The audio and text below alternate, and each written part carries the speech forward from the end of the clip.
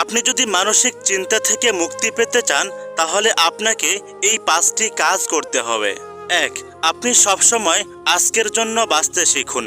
আগামীকাল আপনার জীবনে কি হবে তা একমাত্র সৃষ্টিকর্তার উপর ছেড়ে দিন। 2. অতিরিক্ত লোভ থেকে নিজেকে বিরত রাখতে শিখুন। পদমর্যাদা এবং সম্পদ বৃদ্ধির চিন্তা আপনাকে মানসিক চাপে ফেলতে পারে। 3. সারাদিন ঘরে বসে শুয়ে না থেকে বাইরে বের হবেন। প্রাকৃতিক পরিবেশে একটু হাঁটাচলা করবেন, দেখবেন আপনি মানসিক শান্তি পাবেন। 4. প্রতিদিন 10 পাতা বই পড়ুন। জ্ঞানীদের জীবনী পড়ুন। তাদের মূল্যবান উপদেশগুলো আপনার জীবনকে অনুপ্রাণিত করবে। 5. আপনার জীবনে যতই সমস্যা আসুক না কেন, সব সমস্যাকে আপনি সহজভাবে নেবেন, কঠিনভাবে নেবেন না। কখনো এটা মনে করবেন না যে আমি যেই সমস্যার মধ্যে পড়েছি এই সমস্যা থেকে হয়তো মুক্তি পাবো না। আসলে এই পৃথিবীতে এমন কোনো সমস্যা নেই যেই সমস্যার কোনো সমাধান নেই। যে তোমার দিকে আঙ্গুল তুলেছে সে একদিন চোখ তুলতে ভয় পাবে। যে সহজে তোমায় অচেনা করেছে একদিন গোটা পৃথিবী তোমায় তাকে চিনাবে। যে অল টাইম তোমায় ছোট ভেবেছে তোমার উচ্চতায় যেতে তার লিফট লাগবে। আঘাত নিয়ে বাঁচবার নাম জীবন নয়, আঘাতে নিজেকে গড়ার নাম জীবন হয়।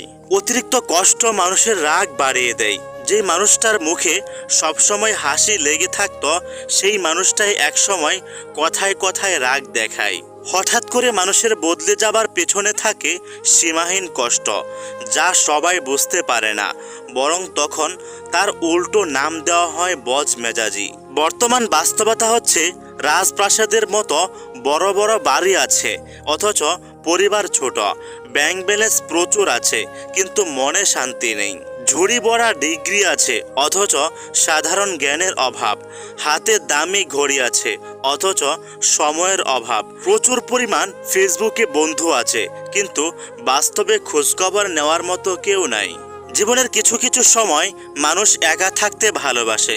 কেউ কেয়ার করতে আসলেও ভালো লাগে না, কেউ ঘৃণা করলেও কিছু আসে যায় না, কারোর চিৎকার শুনলেও বিরক্ত লাগে, কারোর নীরবতা বুঝতেও আর ইচ্ছা হয় না। ওই সময়টাই শুধু মনে হয় এই ভিড়ের মাঝে একটু একা থাকলে বোধ হয় বাঁচি। ওই সময়টা মানুষের একান্ত নিজের। আমার সামনে যে যতই দোষ করুক না কেন আমি ঠিক ক্ষমা করে দেই। সবার কথা না ভেবেচিন্তেই বিশ্বাস করে ফেলি। রেগে গিয়ে কাউকে কথা শুনিয়ে পরে নিজেই কষ্ট পাই। আমি সবার জীবনের সমস্যা সমাধান করি কিন্তু নিজের জীবনের হাজার সমস্যার কথা কাউকে বলতে পারি না। হ্যাঁ, এটাই আমি। যদি সন্তান জানতো একটি ঘুমন্ত শিশুকে তার অজান্তে তার পিতামাতা কতগুলো চুমু দেয় আর সেই চুমুগুলোতে কতটা হৃদয় ছাড়া ভালোবাসা থাকে, তবে পিতামাতার সামান্য কষ্টে সন্তান তার জীবন কুরবানি দিয়ে দিত। একবার হৃদয় দিয়ে অনুভব করুন আপনার পিতামাতা কতটা শূন্যতা অনুভব করে শুধুমাত্র আপনার একটু ভালোবাসার জন্য।